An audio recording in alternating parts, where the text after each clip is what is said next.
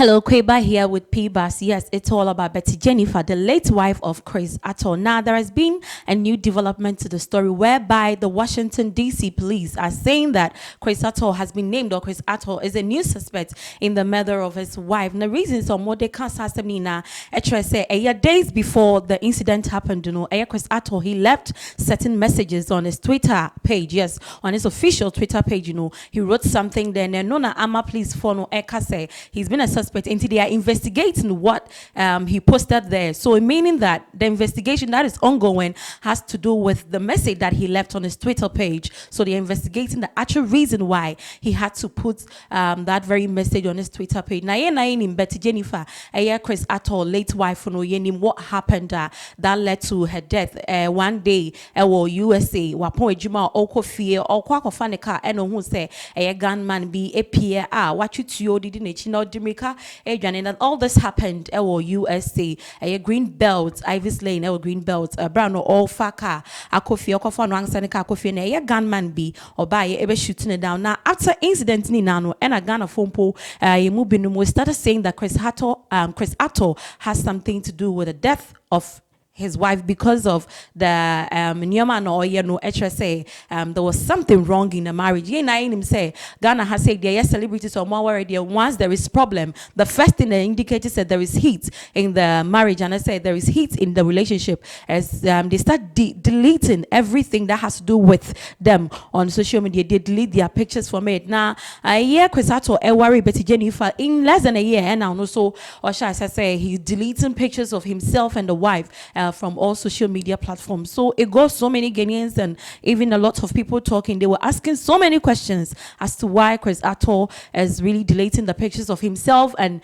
Neyerino. People were really wondering why, what is actually wrong. Until say it is say Neyerino ewuna Neyerino yanu and emaye behu sasa na Neyerino pono. She was married to a drug lord DB Crow or 20 years imprisonment or USA.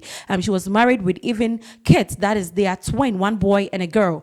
She was married before marrying Chris Attoh, and nam swear ya Chris Attoh no o delete pictures ni nampo na che say sasam no hu ye ntina o delete na say see no current information and say I can say Washington DC police for no almost say Chris Attoh has been named a suspect. It's all because of information now Olivia and I say a message that he left on Twitter, and this is the message. It reads: when it comes to relationships, remaining faithful is never an option, but a priority. Loyalty as ever. This is the message that Chris Attoh, Olivia, on the Twitter page that was on the 10th of May, 2019. He left this message on his Twitter page on the 10th of May, 2019. And yeah, him said 10th of May, say, I think, and maybe a couple of days, and a year no, a do year. And until ama a Washington DC police, in a way now, it was a spokesman for the Washington DC police, who goes by the name George Matthews,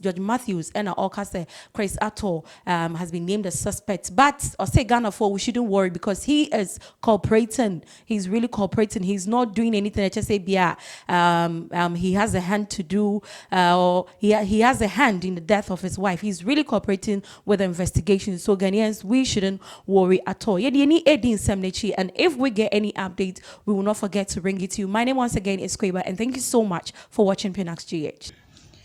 Good morning. This is Kemi Omololu, lawyer, Nigerian investigative journalist, pharmacist, PR specialist, and activist. Today is Monday, the 13th of May, 2019, and I'm going to update you on the part 8 of the stories that I'm fielding on Instagram at Kemi Omololu on the Chris Attoh wife's murder, which I've now hashtagged Jenifer murder.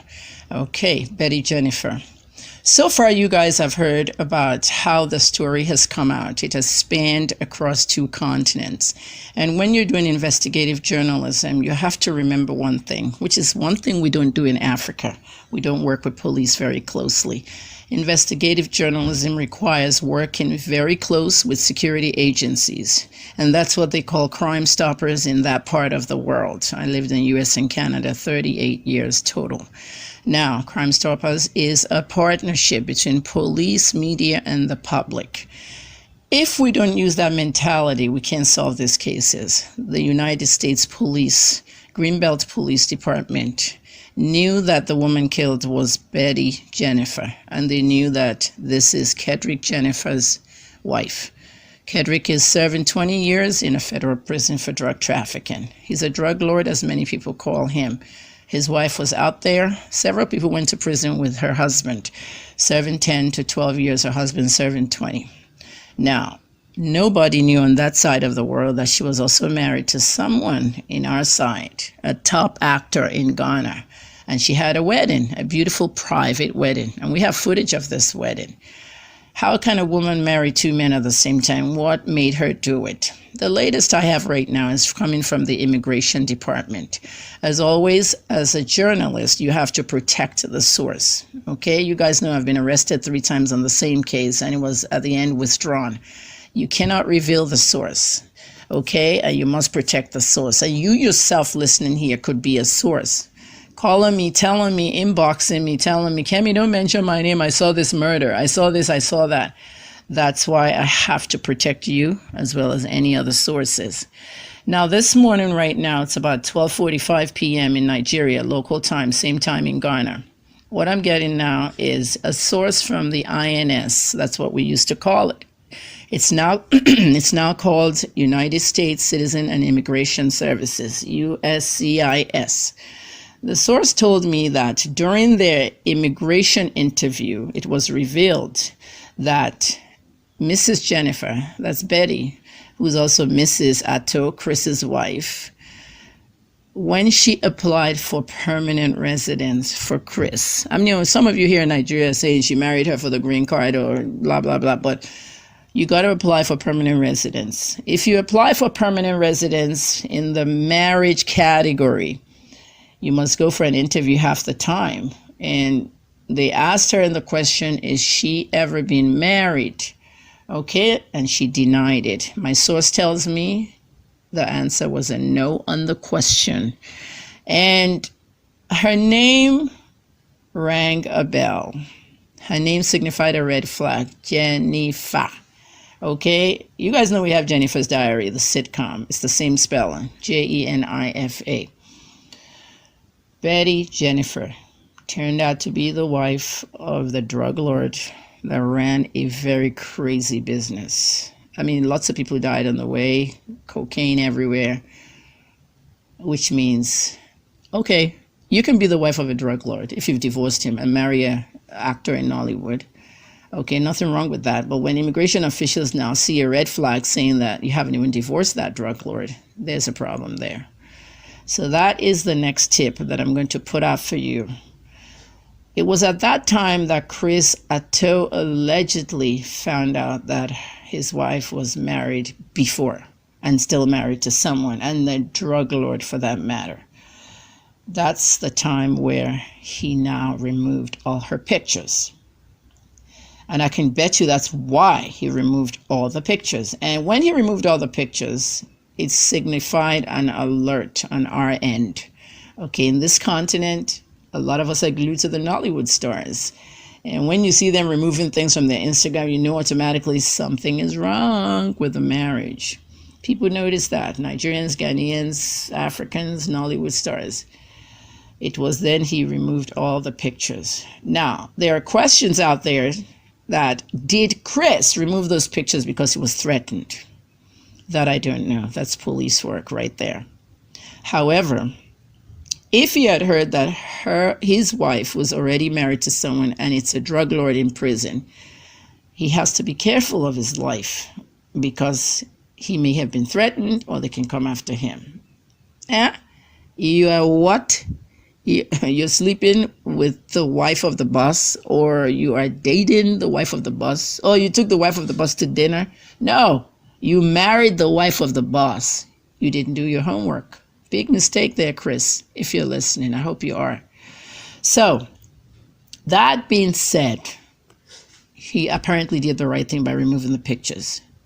What he didn't do right was the tweets that he put out there. He never announced his wife's death. What he did was he tweeted 25 minutes after she was shot. And that raised an element of suspicion. And the tweet was very suspicious. something to the fact that loyalty matters. Okay, if you're not loyal to someone, I mean, go read the tweet. That could mean two things. That means, oh, lady, you were not loyal to me. I'll have you taken out. I'm not saying he killed her. That's one angle. That's police work right there. They detect things. Police detect things. That's why they call them homicide detectives.